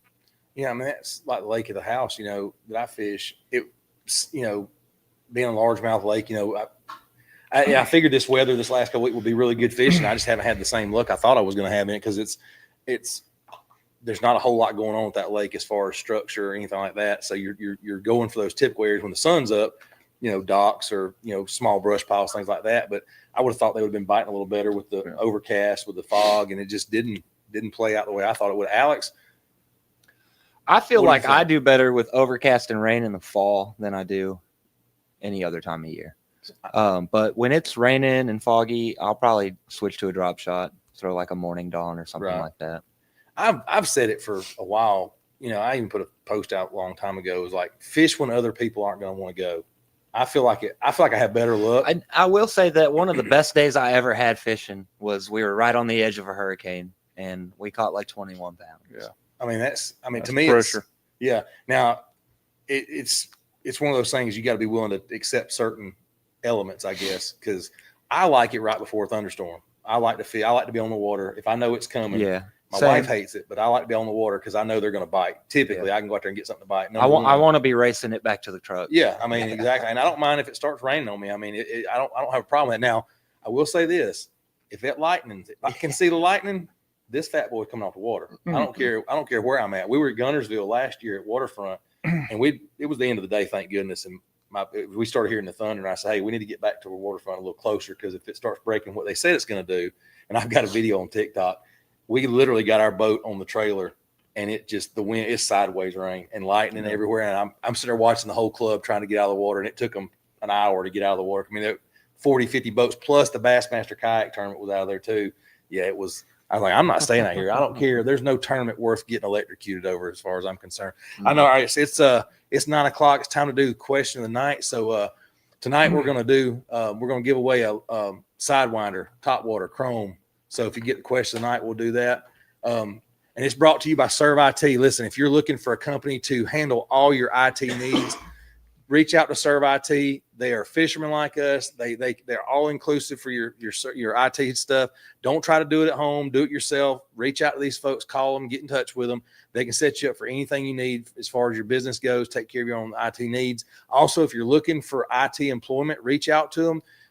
You don't necessarily have to have experience in IT. They'll, just at least make the call to them. If you're wanting to get in the IT business, it'd be a good way to learn it. They'll bring you in, teach you what you need to know. And it might be a good fit for you. So with that, we will ask the question tonight. I got to bring it up on my phone real quick. It should not be too hard for y'all, I'm hoping, except for I want the exact, not spelling, but you got to get it you got to get it right. So I think it's pretty simple. On day 3 of the Bassmaster Elite Tournament on Lake Fork, Paul Marks ordered pizza. What was the name of the restaurant? And what was the name of the delivery person? On day 3 of the Bassmaster Elite Tournament on Lake Fork, Paul Marks ordered pizza. What was the name of the restaurant? And what was the name of the delivery person? So we're going to have to try to keep up with that one. I don't know if it should be pretty easy to figure out. In the comments, they're like, how did he get pizza on the lakes? Like, I DoorDash burgers to the lake. Yeah, I mean, come on. You can DoorDash to anything. But yeah, it's out there. I was going to ask the order, like what order he made, but I couldn't find the video. I was watching it, but I just didn't remember exactly what he ordered. So we're not going to do that. But again, name of the restaurant and the name of the delivery person should be pretty easy to figure out from there. All right, we got some more questions on here. Alex, keep an eye out if you can, because how fast after spawn do these fish take to get to the ledges? Just a typical year or water temp? What do y'all think, Dave? I know you get to do a little bit more ledge fishing than I ever have. I actually caught some fish on ledges this last weekend. So up there, those fish seem like they spawn depending on, like I said, water temperature from end of February, 1st of March through April. By June 1st up there, they're typically on the ledges. But you will get a few that move out a little bit sooner. If you can find them, they're great because they're dumb and they will bite up until about the middle of June. And then after that, you're going to pull in there and catch one or two. They're going to be like, nah, we haven't seen this rodeo before. And you just got to keep a rotation going. But usually middle of May is probably a good time to at least start looking. But like I said, we've had a warm year up there. A lot of them are starting to move out there. We got some getting close. Justin got it. It's not quite. Yeah, yes, you're right. Not quite. Okay. Not quite. Justin's close, but not quite. Coleman, you're right there at it, brother, but you're not quite. You're not quite either. But yeah, so you're saying those first ledge fish, dumb fish, easy catch. They bite. Obviously, the longer it gets into it, the more you start seeing. Yeah. And you said what, around June? Usually around the 1st of June. When you start noticing them out there on the ledges more. They're really good. That's usually kind of like, if you had to pick a day, June 1. Gotcha. Do you get to fish much ledges? I get to fish them a little bit, but I've never really got out there when they first get out there. So that's something I need to learn.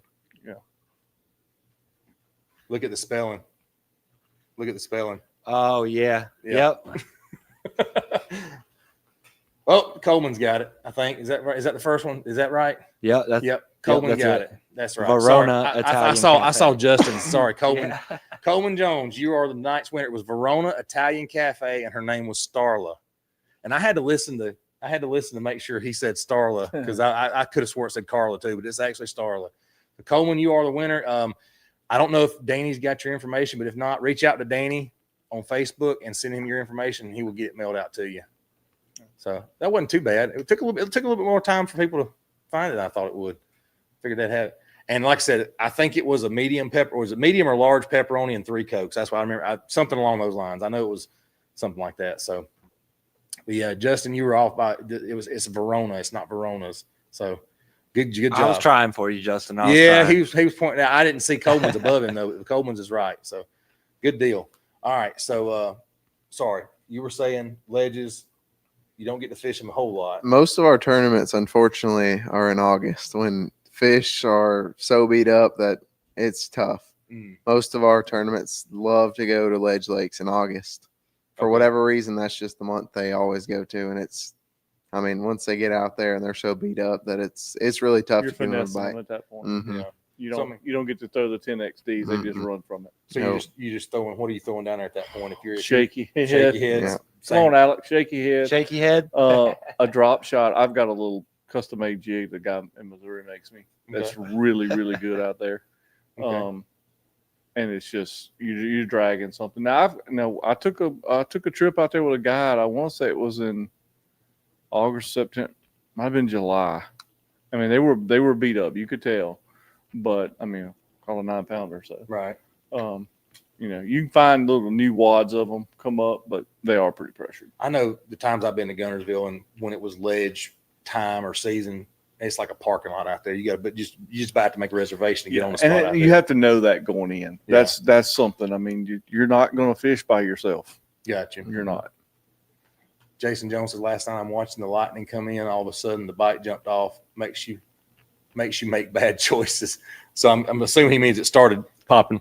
The bite started getting good right then when the lightning. And we've heard some folks say lightning makes the bite go away. So I found that they're shallow. yeah, They don't like it. they don't like it. Yep. Shad spawn's the biggest thing. Yeah. If it lightens at all, it's dead the It next stops. day. Stops Yep. the shad spawn the next Yep. day. Yep. Really? Mhm. So I don't get to fish like a herring or a shad. Well, I'm at shad spawn. I maybe. ran into that a couple weeks ago because we had beautiful weather on the weekend, but Friday night it was popping. I mean, you could walk around outside without a flashlight, Yeah. and there was no shad spawn Mm-mm.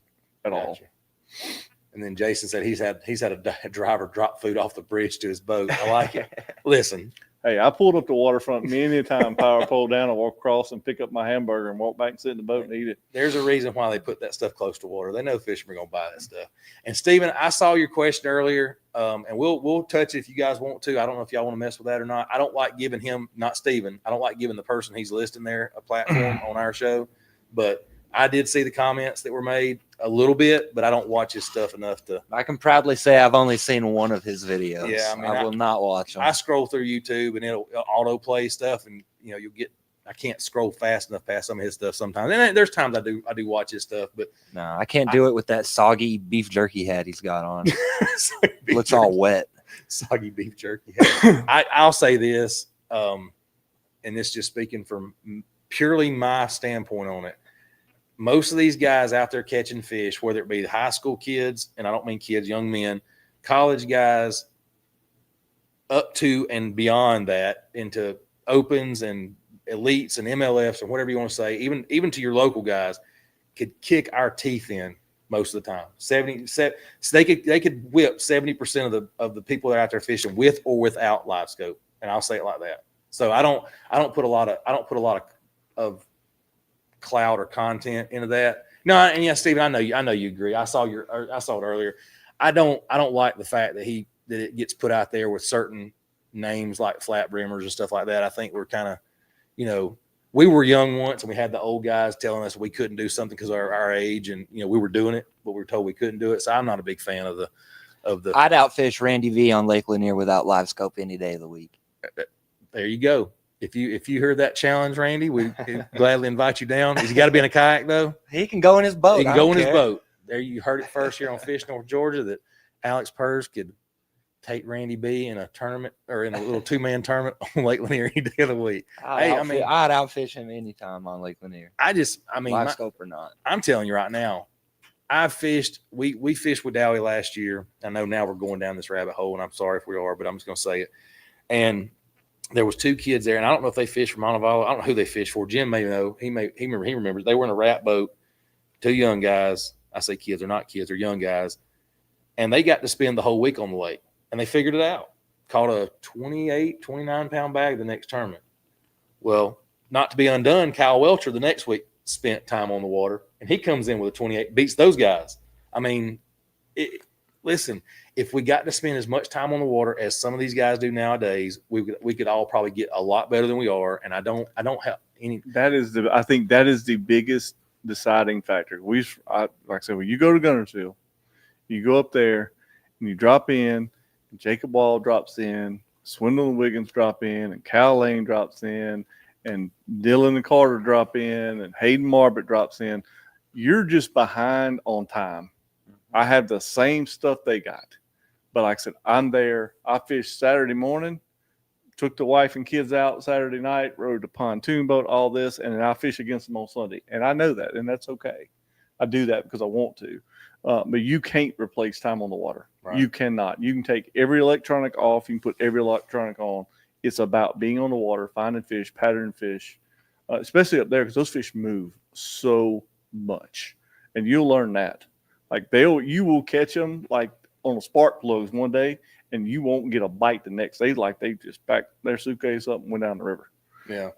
But those guys are out there. They're able to do that. Good for them. Yeah. I mean, and I would rather them be out there than where other places they could be. Right. I mean, absolutely. And Jason Jones says all about time on the water, period. And I'm a big, y'all have heard me say on the show before, I'm a big proponent with not just time on the water, but the right time on the water. Correct. Like, perfect practice makes perfect, not just practice. I'm that guy that goes out there and I spend time on the water when I get the opportunity to, maybe a week at a time or whatever it is.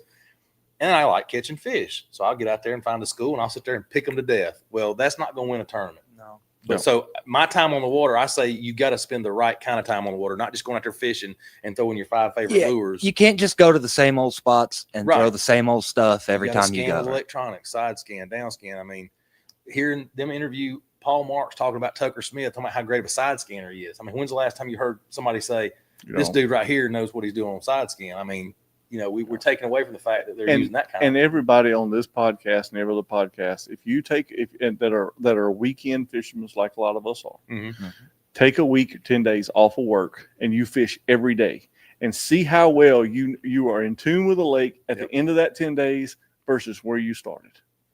I've done it. I've had 2 or 3 times since I've been in Georgia where I've had to take the time off. And I feel like on Saturday, you literally can open the live wells and they'll jump in. Yeah. I might not be catching 30 pounds, but I'm catching fish. Right. And I'm doing better than I did. And like I said, these guys are able to do it all the time. And good for them. So there we'll jump off of that bandwagon now. Sorry, I got us on it. Now we'll get off of it. And cameraman Cletus Verona's was banging, ate there with Paul and Tucker after he won. Awesome, good deal. And took pics with Tucker and Paul. That's pretty cool. Starla did. Yeah, I think Dave. They actually ordered pizza the next day, I believe, on day 4. Mercer and the guys that were doing the show ordered pizza, and she showed up again and brought pizza, and they were talking about the tips and stuff. It was pretty fun to watch. But yeah, so and he did say Jim said they were from Montevallo, so I don't know. I just know they were in a wrap boat, and you know they did very I'm well. sure she made a nice little chunk of change that weekend. Yes, she Good for her. The producer, I guess, on day 4 ordered the pizza for Dave and them. So Dave asked him how Paul, and she goes, well, he tipped, did he tip well? And she goes, yeah, he did, but he didn't have to. I would have done it anyway. And he said, well, how did our producer, I can't remember the guy's name, tip? She goes, I don't know. He ain't paid me yet. So I'm like, called him out on live TV. That was pretty funny. So, but anyway, so we've talked about a little bit of everything when it comes to different style fishing and stuff like that. I wanted to, Jason Jones says specific strategic strategy sends solid specialists. Okay, there you go. And he's got a very nice, what do we call that? Specific strategic strategy sends solid specialists. There you go. Dave was at dinner with us Sunday night too. Cool, man. I didn't know that's pretty cool. But yes, I mean it's about being specific when you go out there, not just going out there to catch fish and have fun hooking. I mean, we all like to set the hook, but it's about spending that time out there and doing certain things at certain times to make it work. So, I mean, I don't know, Cooper, how do you, when you go to these events, say you have a tournament on Gunnersville Saturday, Mm-hmm. and you go up for Thursday, Friday, how do you start practicing? What do you look for? That's a great question. Are you scanning out deep, knowing kind of what fish should be doing? How do you practice? I start out my first 3 spots, no matter where I go. 3 to 5 spots will be 3 to 5 totally different patterns. And because I want that morning, or try to get the morning bite, and I will just run through them. and I'll try to get 3 to 5 different patterns. I mean, no matter if I'm on Lanier, my home lake, I'll go fish shallow, I'll go fish deep, I'll go scope. I try to get 3 to 5 different patterns first thing. That way I just kind of get it out of my mind, and you can kind of tone it in. And throughout the day, obviously pre-practice, looking on your maps, looking on all that is a key thing. And the first day is more of, I'd say, my looking day. If I have something way, way out of the way that I want to go do, I'll go run and do it just to get it off my mind. I'll eliminate everything that may be a factor. And really, the first day is just eliminate a lot of water and try to narrow it down. The second day is when I really like to go and duplicate what I found the first day, and I'll still fish new water the second day. That first thing in the morning, the second day, I'll do the same thing, 3 to 5 different patterns that I think that really has broadened my, like patterns. Like I kind of have a secondary versus my main pattern. I can kind of go through it. That's kind of how I break it down. Okay. So when you talk about patterns, you mean, are we talking like my pattern, shallow, deep, brush pile, that kind of stuff, when you're talking about patterns, that kind of pattern thing? Or are you thinking, like, I know I'll get into a tournament or where at Fun Fish and I'll say, I'm going to go start in this spot right here. And it's just because I haven't been out there in a week. So I'll go start in this little spot where I've caught them before or whatnot. I know I got maybe a brush pile out here, secondary pocket here, a windblown point, maybe a couple windblown points right here. The creek arm's right there with it. You talking about this, that kind of thing? Or are you trying to be more specific? Like, when I think patterns, okay, I'm going to fish these 5 shallow water spots first and try to get that morning bite, I'm assuming. Yeah, I'll try to. So if I have an area, I try to find my high percentage area that has a lot of stuff in it. Okay. And I'll go run, say it's shallow docks. I'll go fish down a stretch of docks, be like, okay, I got a few bites here. I'll go down maybe at Guntersville. I'll go fish a ledge. I'll go fish a grass flat. I'll try to just kind of pick it apart. And I like to find those high percentage areas, or a lot of times they're community holes on Guntersville. Yeah. And it at least gets an idea where they're at, because you at least see fish there, or you see other people fishing there, or see other people catching fish. And I really think just get a general idea that first, even the second morning, just get an idea of what you want to do. And I really think that's getting that idea and then going and running with it the second day, running with it and doing it your own way. I think that's another thing, is you can't fish somebody else's stuff. What? Go fish your strengths. And I mean, go fish your strengths, and once you find that pattern, go do your own thing within that pattern to catch them. So let me ask, and kind of piggybacking off of that a little bit, when you look at a lake, it could be a lake you fish all the time, it can be a new lake, however you want to look at it, because this is something I had to sort of learn. I'm still getting better at it. Do you break that lake down into sections and treat them as their own bodies of water? And like I'm gonna say, you don't go above, we'll say, a certain bridge or a point or whatever, and fish that area? Or do you look at the whole lake as a whole? Now, this could be practice or whatever, however you want to look at fun fishing, it doesn't matter. But I found for me that I had to quit looking at the body of water as a whole. I had to look at it in thirds almost. I had to look at the mid lake. I know this is something that people know a lot of, but for somebody getting into fishing or learning how to find fish, I had to quit looking at the whole, because I would be bad about going way up the river and then coming all the way back down to the dam. And I might do it twice a day, just trying to find those fish. And I found out I was running past fish more than I was catching. So when you're getting ready to go to a body of water, do you look at it, all right, I'm going to fish here. I'm going to look at this part of the lake today. We're going to treat that as its own separate lake, or this creek arm even. Is that how you do you break lakes down that way, or do you run and gun all over the place? I do a little bit of both. So really a section I try to scan, like if I'm on an offshore bite, I try to mark every single thing that possibly is in an area. Okay. And I can and then from there you can duplicate it and not have to go scan everything. So I think I'll pick a high percentage area. I'll go scan everything.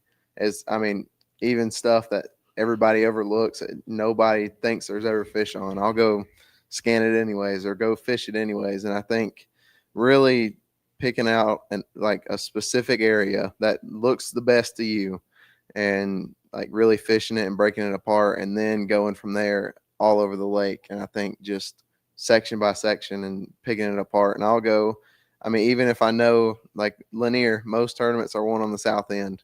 I'll even go on the north end because there's not many people fishing it. But I'll break it up and I'll try to work either up or down the lake, and I'll do it each section as I work up or down. So I'm gonna ask this because you snuck it in there a little bit. What's, and if you can, you may not be able to say it. What's one of those things you said you see people fishing that you see areas where people might not think it's holding fish? Is there one specific thing you can say you've seen fish, like you've seen little areas, little sneaky spots that people just skip right over because they think it doesn't hold fish? Is there anything that stands out in your mind and go, they skip right over this, whether it be a certain, the way the bank sets up or anything that you can give away on that? Not necessarily. One thing that's helped me that I've kind of realized is I grew up pond fishing, and I know I've caught, big fish in my pond on the stupidest stuff. And I kind of duplicated that. I'll just Okay. go fish it like down a normal just grass bank, Okay. like in somebody's yard. A lot of people just overlook that, but a lot of people see that and just take off, and I'll just go fish it because sometimes like certain little patterns, there's stuff out in front of it or stuff that people just overlook, and I'll just fish everything in one area. Okay, well, that makes sense. Like I said, I'm bad about doing it from the 30,000-foot view. I want to see the whole lake, and I'm trying to figure out where the fish are going to be. When really, if I'd just zoned into one creek arm, I probably would have had everything there in the creek arm. I just need to pay more attention to it. So that makes more sense.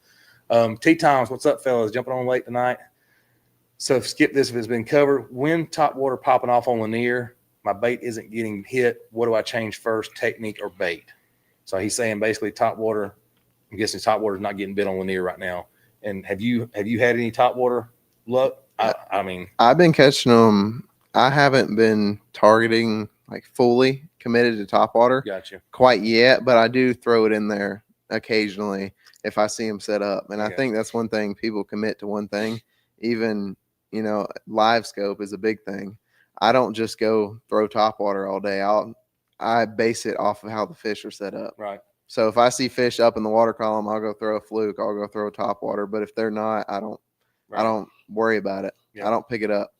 So basically, if they're not set up for it, whether it be forward facing or if you throw it at those spots where the largemouth or spot should be hitting top water and they don't hit it, it's probably time to change Mhm. different technique then. Yeah, That's I don't commit to topwater really until that June period Yeah. is whenever you can Mhm. fully commit to it and run all over the Right. lake for those active fish. Usually this time of the year, I'll start getting, we were talking about this before the show, I'll start getting a good buzzbait bite on the lake that I fish, and it just hasn't happened yet. I mean, it's been very inconsistent. Now, about a month ago, or a little bit more, but during the pre-spawn, I was getting a few, but it was small buck bass.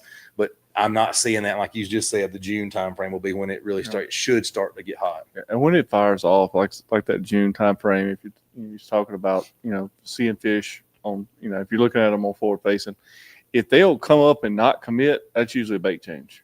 Yeah. Mhm. If they're not coming up, then it's time to go down to them. Yeah. Like I said, they'll come up and won't eat. It's something's, they don't like something. Right. And then cameraman Cletus, OG getting bit on Lanier right now. He's not wrong. Clint's not wrong on that. Clint, we covered this earlier, and I bought my first OG, and I've already got like 4 more in the car or whatever. So, and then I don't even get to fish Lanier that often. So I'm hoping it works on other lakes as well as it does Lanier, because I can't wait for that bite to happen. So, I mean, that's definitely a top water deal. And then right above that, Steven said that on top of T-Times is Sebile still a good move for herring spawn? Spots seem to learn so fast. So Definitely. still good. I think your original baits are always good. I mean, obviously you'll have your new baits, new innovations, but stick with the basics too. Don't forget about them, because Yeah. they'll still crush it. Yeah. I mean, I don't get to use Sebile that much. I've got a few of them. Well, it's not the old Sebile, it's the I've knockoffs. still got like 4 of them, 4 of the old chrome one. I think I might have a chrome actual Sebile. I think I won it from Danny one time during one of the shows. I could be wrong. I don't know, but I've got a couple of the other ones too. And Dave, you were shaking your head. Yeah, that it's I keep it tight on all summer. Hmm. There's just certain times when they'll do it. I may not be burning. I may be actually throwing it like a jerkbait. Those cloudy days, a lot of times I can make them, or I can let it sink down in there and kind of twitch it like a jerkbait, and they'll come up and eat it. But I keep it tight on from herring spawn all the way through October. Yeah. I mean, if it works, it works. I mean, I'm right with I'm a same line as you are, thinking old school baits still work. You know, when I was younger, before I got out of fishing for a while, buzzbait was one of the big things, you know, and then it kind of lost its, not lost it, but man, I mean, back then, man, everybody was throwing it. It was, you know, something cool. And now it's kind of, you hear different things about it, whatnot. Of course, I always threw the double bladed buzzbait back when I was younger. I it was on small ponds too. So, but yeah, I think original old school baits, pick them back up and try them. I mean, you know, that stuff still gets bit. I mean, you don't have to get the newest thing on the market. Yeah. They seem to, for me, for where I fish, they bite the buzzbait better on the Coosa. Yeah. They still eat it. And I think it's some of that's just the fish live shallower. It's usually not as clear. I know I had a tournament over there last year before. I think I caught everything on a buzzbait. I threw it all day. And Coosa, man, you get so many different ambush points too. I mean, that grass is nothing but ambush points, and you're 100% right on that. I mean, it's definitely, you'll enjoy fishing the Coosa. Oh yeah, yeah. It's a especially if you're going on Mitchell behind lay down. Oh, well, that's a different world. To me, that's almost a different world of the Coosa down there on that side, though. I mean, I get to fish like Jordan has got some tank spots. Yeah, I get to fish Logan Martin, and if they're not pulling water, it's almost like it's painful. It's painful day on the water. But if they're pulling water, if you can get some kind of current going through there, you can catch them good. But we had that happen this past, I think, October. A day they were pulling water. Practice, we had almost 20 pounds. Yeah. Out in Logan Martin, and the next day they wouldn't bite. Yep. I mean, it was a grind all day. Yep. And I remember I showed up. I had school or something that day. And I showed up, fished half the day, and I caught like a 5 and a 4, and just barely fishing, just kind of covering a lot of water, not really pounding them. right. And the next day we didn't catch a single big fish like that, and it was just current. It has so much to do with it there. Yeah, that day I was talking about the fog on Logan. It was October. I believe it was our classic for the club, and I made the decision to go upriver because they were pulling water. Didn't get bit. Blows up, you know, they blew up on top water, but nothing would take it anyway. And then I had to make the run back, and I made it just in time to catch the last 30 minutes of what little bit of current they were pulling, and caught a few fish, but it hurt my feelings a little bit. If I'd have went south, I'd have had a bag, but it happens. And Mitchell's where Jim's going to be at Saturday. I kind of figured he'd be somewhere around there, but he's been fishing that trail down that way. So maybe it'll be good for you, Jim. So, we've talked about so much different stuff with, you know, bad weather, with different baits and things like that. You know, it's almost like, you know, we've covered all different kind of aspects of it. With Kevin Cooper here, it's been a big insight into the college fishing and high school fishing. And I think that for me was something I didn't know a whole lot about. I mean, I really don't keep up with a lot of the high school. I mean, I follow a lot of you guys on Instagram and stuff like that because I think it's interesting to see that stuff, just to kind of see where the sport's going. It kind of went into what, you know, Stephen asked a question earlier about the forward face and things like that. But and David says he remembers when the Sammy was a good top water bait on Lanier. I don't think I've ever used that. It still is. It still is. Oh yeah, it's really good on Gunnersville too. There you go. I think a lot of your old school fishermen like really catch them on it because they'll commit to it. Mm-hmm. A lot of your newer, like high school newer guys into it, they won't throw it, and that's why they can't catch them on it. They'll throw it for 5 seconds and then put it down. It's a completely different walk. Yeah. So how long do you give a lure? If you're going out there today, you're going to throw it. How long do you work with a certain technique before you say, all right, I'm done with it? I don't have a certain amount of time. It depends on the confidence I've grown in it. Gotcha.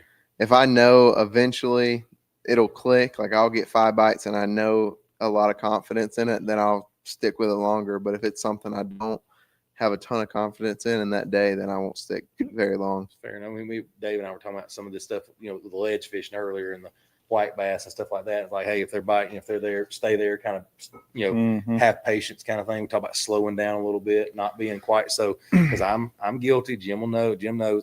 I'll get on the trolling motor and I'm gunning down the bank. And then, you know, the guys I fish with, typically older guys, they're like, hey, if you'll slow down a little bit, you'll catch more fish. I'm like, yeah, we got to find the fish first. You know, I mean, I'm guilty of doing that. So basically you're saying you're going to stick with it. You're going to let the fish tell you what they want. Oh, yeah. But if you look at it and say, this should be happening right now. So you get in that mindset and go, it should be happening this way. And eventually they'll bite it. Yeah. I think also like there's certain baits that, you know, going into it, I may only get 6 or 7 bites today doing it. And if it's one of those things and you have a lot of confidence that I'm going to get those 6 or 7 bites and they're going to be the right ones, then I'll stick with it. But if it's something like finesse that you should be getting 20, 30 bites on and you're not getting a bite, then something has to change. Something's got to change. So with that, I guess that leads me to this next question then. How do you keep from spinning out? Like, what is your technique for keeping that going? Okay, this is not how it's supposed to go, but we're going to change this. We're going to do that. And do you have anything, or is it just natural that you're just like going to go through progression, or is it practice? What is it? No, my main thing now is if I'm not catching them off what I found in practice, I just go fish new water. I mean, it's Okay. hard to do. Like this year has been really the biggest time that I've done that. I've learned how to do that and fish new water, because usually if you show up to a body of water first thing, you catch fish. Yeah. I mean, just naturally. And whenever you kind of tone it in and dial down, you get closed-minded, and then you start not catching fish. But I think opening back up to that new water is something that I've really, really done that's helped. That makes sense. Alex, you all right in there? Yeah, I'm good. Okay. I didn't know if you were swatting a bug or dancing. I wasn't sure what he was doing in there. Sorry, I had to break that up. I like that answer because, man, I am guilty of getting into like, I'm going to fish this spot. That's where they should be biting. I'm gonna do it this way with whatever baits it may or may not be. And by the 12 o'clock, 1 o'clock in my head, I'm going, we ain't caught anything we should have caught today. And I start to not slowly, it happens pretty quick. I spin out, and then I start going faster, trying to throw more stuff at them. And I've just, shot myself in the foot. So I thought that'd be a decent question to ask there. Cause whether folks want to admit it or not, you committed to it in high school fishing. And, that's one thing. But now you're committed to actually 4 years of college. It's a career pretty much, a 4-year career it's not just about going out there and catching fish. It's about making the team, staying on the team, making the grades. It's a lot more to it. And I think that, if you get a chance to talk to Cooper or anybody else that fishes in a college setting, I mean, it's worth probably writing down some questions and asking them. Because honestly, I'm sitting there in my mind going through more and more questions. I'm going, it's a job at that point. It's most people stay on a job 4 years. So, that's a 4-year career that you got to figure out how to catch fish. Oh, yeah. So for we're going back to all the folks think they're just dropping in the water and going and catch them. It's not quite that easy. So, there's more to it.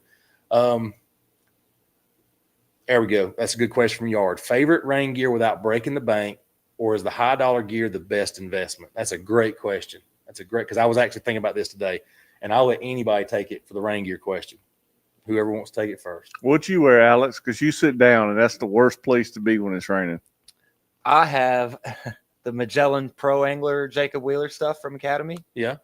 It's not super expensive. I think the bibs were about $140. I think that might be what I have. They keep me dry, and they block the wind pretty good too. Yeah. I think that's probably And is that a warm weather or cold weather or medium weather? Probably like medium weather, yeah. Okay. That's what I think that's the set my wife bought me a couple of years ago when I got back into fishing. She bought me it's the gray, it's Magellan. I don't know if it's the pro stuff or whatever, but it does pretty good. It's basic stuff. And I just bundle up under it in the wintertime, and in the summertime I'll just wear shorts and a t-shirt. Yeah, that's what I do too. So what's your go-to? In the winter, I wear the Hydronaut, which will basically break the bank. It's expensive. It's $500, $600, $700. In the summer, Frog Togs. Yeah. The regular frog. I think the ones I have now are camouflage because I bought them for hunting. They're light, and like I said, when it's hot outside, you don't want anything right real heavy. So those seem to do okay. I stayed dry Saturday, so the Hydronaut is that $500 or $700 for the top and $500 or $700 for the bottom. for both. For both. That's still not too bad. I've heard some of these guys are spending $1,500 for a set, or what is it? It's a dry suit for kayak fishing. You're looking for a good one, it's over $1,000. Yeah, there's some of these ones. I know our club had a giveaway, and I can't remember the name brand of it. It was like they got the float suits now too, where if you fall in, you float. I know the one I saw. It was. I want to say it was close to $2,000 for that range. So I was like, well, I'm not going to win the suit at the club. I'm going to go buy one. Like a $2,000 suit. Yeah, the Hydronaut's really good when it's cold. Okay. What do you wear, Cooper? Yeah. In the summertime, I wear that Jacob Wheeler series, the Magellan, just for a throw on jacket if it's just barely raining. I actually got mine. So I went up to Alaska a few years ago on a fishing trip up there, and they have commercial grade, nothing's getting in, but it's not breathable at all. But you can, no water's going to get in. It was only $30-$40. No, Yeah, it was crazy cheap up there. So we're down here buying $1,000. Yeah, suits. and it was That'll pay the like paint ticket up commercial. there. Yeah, it was like commercial grade, and I know my dad brought it back, and it was, I mean, not a lick of water gets in. Like if it's pouring down rain, throw that on, and it's, I mean, it's awesome. I don't know the name brand I of don't it, need the name of that one. but That yeah, was it's like Essence. pro grade, like So it's for the fishermen. yeah, It's it's for the commercial offshore fishermen up there. Yeah, Got you. I mean, that's a $30-$40. I mean, yeah, I think that was for the top, and it was the same for the bottom. And I we're mean, down it here was buying- pretty. because I've noticed over the years, my Magellan has finally started losing some of its water repellent. I've had to treat it and stuff, and I saw some posts this week about guys that are treating their stuff with whatever they're using, and I'd have to look it up on the internet again. Whatever they're using, like you can't even be in with a closed door with it, like it'll kill you if you breathe it, kind of stuff. And I'm like, I buy the cheap silicone spray from Walmart just to treat mine because it's getting old now. But like I said, some of those, let's see, Jim's got a Frog Top question. gear for years, deer hunting, loved it. Yeah, see, I miss my old Gore-Tex stuff from the Marine Corps. That stuff was the greatest, but we had to turn it back in. I don't think you can't buy the same stuff you can get military issue. Not at least not what I remember anyway. Frog Tog bibs, really like them. Just picked them up the rain jacket to match. That's from Justin Nicholas Productions. And then Clint says AFCO's entry level is pretty good. I've never had any of the AFCO stuff. That's what I want. That's That's what you I want. Some AFCO stuff. It's good. Yeah, I don't think AFCO makes anything bad. I just need AFCO to sponsor me. That's all. well, Who Yeah. doesn't? yeah, they're a hard one to get on with. Ask me how I know. Not that I want them to sponsor me, but even getting on there like their little, where you get discount Pro. stuff. Yeah, it's pretty tough. FXR and Sims are probably the best ones, but they're $1,500. Yeah, exactly. Fly fishing waders is what breaks the bank. Yeah, I'm not even gonna get into that. And Gruden's, yeah, that's They're good. all right. Jim Wright asked, if a lake floods a foot or so, does that change your approach? That's a good question. I mean, we're talking about bad weather, and I did watch some videos, talking about rising water and receding water. So, Cooper, what do you think? If a lake rises a foot, what's your approach? Do your approach change? I think a foot definitely makes a difference. I mean, fish are going to move up, or even I've saw where it goes up a foot and fish actually stay the same if they're on bed or something like that. And people will go up there and fish and they're not there and just move out a little bit to where they were. Some instances they will move, some they won't. You just kind of, and a lot of it is based off the water clarity. If it muddies up, a lot of times they will go up there and they'll hug up against something that they can just sit on. Right. Something different, totally different. Yeah. I mean, and I think it probably also depends on if that lake usually moves up a foot or not. Like, I mean, if it's a common occurrence, those fish tend to, they acclimate a little better. But if it's a lake where you get a foot of water that doesn't normally get that foot of water, it may change things a lot. It seems like they move up more if there's a bank Mm-hmm. Yeah. versus like Gunnersville. If it comes up a foot, it's just a foot deeper and it's so flat. Mm-hmm. But like Coosa River, if it comes up a foot, there's stuff that's getting in the water. Yeah. It seems like that's where it seems to matter. That's what I was going more. to like Coosa. I mean, it just, there's, Even Lanier. yeah. If it comes up, there's extra stuff for them to be on. Maybe they're not in the tip of a tree. Maybe they're in the middle of the tree, kind of thing. Right. And I think I saw something today. They're talking about canceling Sabine, or somebody said something about maybe the Sabine might get pushed back or something. It's flooding. There's a lot of water over there. Yeah, I hadn't kept up with I know they've gotten a lot of rain in that area. I hadn't kept up with the actual, what the water level was doing. AFCO is good, but expensive. Yeah, I think that seems about, I'm interested about this $30 and $40 commercial stuff now. Not that I'm out there any crazy stuff. Well, but you could fly. You could fly to Alaska and bring it home probably cheaper than you can buy something else down here. I mean, I know guys that have been on Alaskan trips probably didn't cost quite that much for one suit. So Yeah, it's just like that Grundens or whatever that is, the commercial fishermen, what they use up there, and it's I mean, it's legit. I mean, you're not going to put it on if it's barely raining because you'll sweat to death. But if it's pouring and it's cold, then it's awesome. well, I mean, so you think it is the Grundens that he's saying? It's like that. Like that. It's another brand they have up there, but it's really good like I'm gonna that. call a store in Alaska tomorrow and find out if I can figure out what commercial suits y'all sell up there. See what the prices are on it. Like, yeah, that's not gonna happen. But that's pretty good. I mean, that's so going back to Jim's question, if it goes up a foot, you got, obviously it gives them more stuff to hide in. Falling a foot, what's your game plan? If we can say falling more than a foot, whatever, but if you got falling water, how are you changing up the way you go about that lake? It really depends on the lake. Like a lake like Eufaula is the worst to do it. I mean, you'll have shallow fish, and it actually got me 2 years ago, Mhm. and it actually worked to my advantage last year. I learned from it, and last year the water was up from the hurricane. It came back down, and we got on a good ledge bite because they moved out instantly. I mean, certain lakes it affects more than others, I feel like, but a place like Eufaula, especially, they'll move out overnight. If the water comes down, they move straight out. They're gone. But if the water moves straight up, they'll move quickly. Makes sense. So It seems like they pull out further than they go in. Mm-hmm. Yeah. So if it Yeah. goes up a foot, they'll go up a foot with it. But if it starts falling, they want to clear out and get out. They're move 10, forward. 15 foot back. Yeah, Yeah. move out a little bit further. Because you always hear, rising water catch fish better. Receding water is like where they go. And I've never I've not had a chance to fish Eufaula, but I know Jim has, and plenty of people have. I've just I can But imagine. like I said, if it's falling, you got current. yeah, Jump out on those ledges, they'll move out there and feed. makes Yeah, sense. Eufaula's the worst to change overnight. Yeah. I mean, it'll change 2, 3, 4 foot overnight, and we've had that happen before. We were on a And swim it's hard jig to bite. tell Yeah. because it's so flat. Yeah, It happened to me. Same thing. They pull water, and I'm like, you can't hardly tell it. Another one that's like that is Sinclair. Sinclair. Because they give Oconee water. Mm-hmm. When I was fishing down there a bunch with the club here, when I either pulled off on Friday or I drove by there on Friday, I put a rock on somewhere around the dock so I could mark it. So I did that. I had a bunch of fish on bed, and like I said, it's muddy, and it's winds blowing, and it's a bulkhead lake, so it's hard to tell where the water is. It's always changing. It's always changing. And we got in there, and finally about 1 o'clock, I rolled into where I had 3 big bedfish, and it was literally dry land. I'm like, uh-oh. And then we went to scrambling for the last 2 hours. So like I said, every time I go to Sinclair, I mark if I'm fishing the next day. So I mean, you're just at that point. I guess you're just backing up, trying to back up enough till you find the fish. At that point, I guess. I mean, because honestly, if they're bedding fish, that's a totally different game. At Like that I said, point, they cleaned. They They're not they bedding anymore at left. that There point. was no water for them. I mean, it wasn't even a puddle. I mean, it was literally you could walk across it. wow. in I the- see. in I the don't think day. I've ever gotten to fish anything like that. Doc Holliday says 3 foot rise puts them on the picnic table pattern. We've seen that in different, tournaments, whatnot, where they're actually literally fishing the trash cans and the picnic tables.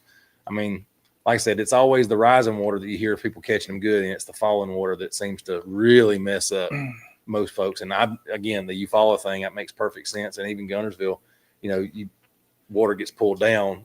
That's a big change at lakes like that, because you go from having no grass to plenty of grass at that point, or bank or whatever works out like that. We have any other questions? Any other questions in there that we missed over? I think we've covered so much. Now, we've actually went all over the map with it. I don't want to end too soon, but we've hit a little bit of everything. I think Cooper's been a real good guest with answering questions. He's been pretty good at answering questions. So you've had a lot of practice probably doing the fishing tournaments and things like that. You've done real well with that tonight. So, guys, I guess we don't have anything else. Any more questions? We'll call it a night early. I know how far of a drive you got to get home.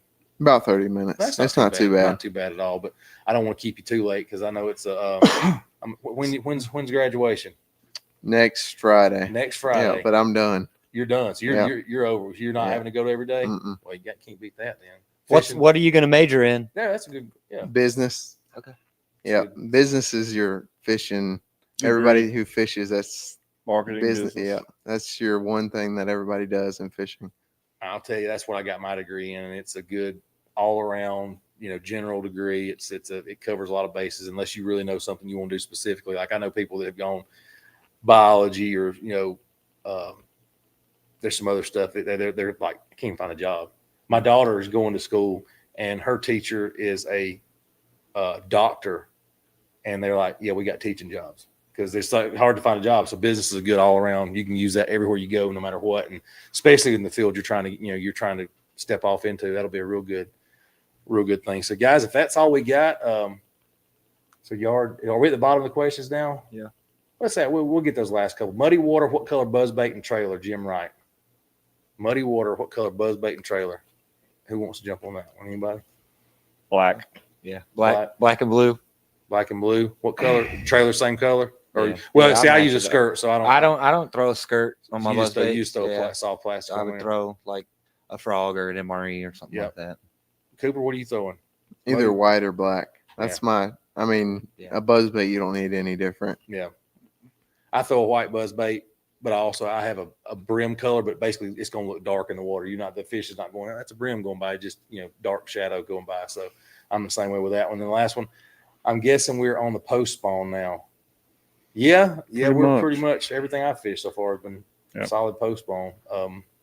From local lakes out where I live at to Wadowee, everything I was catching, distended, the bellies sunk in, everything was even the spots, all post spawn that I've seen so far. So We did catch one, our 6-pounder last tournament this past weekend on Lanier. Yep. I don't know if it was on bed or not, but it came off a dark spot and it just reacted off that dark spot. So I don't know if it was still on bed or what, but it probably was, still got some. yeah, it was up there still. So you always have a few stragglers. And y'all won big fish with that one too, Mm-hmm. wasn't it? Yeah, I remember seeing that. Y'all won big fish with that one. So, hey, there's still going to be some stragglers out there. You're probably not too far out of it. Because what's the water temperature at Lanier right now? it's in the 70s, Right. like 71. So we're is still what in I that. saw. You're still in that. It kind of window. cooled off a little bit. Yeah, It was rising a lot and then it kind of yeah. fell off a little bit. I mean, I think you're still in that spawn window for what ones are left.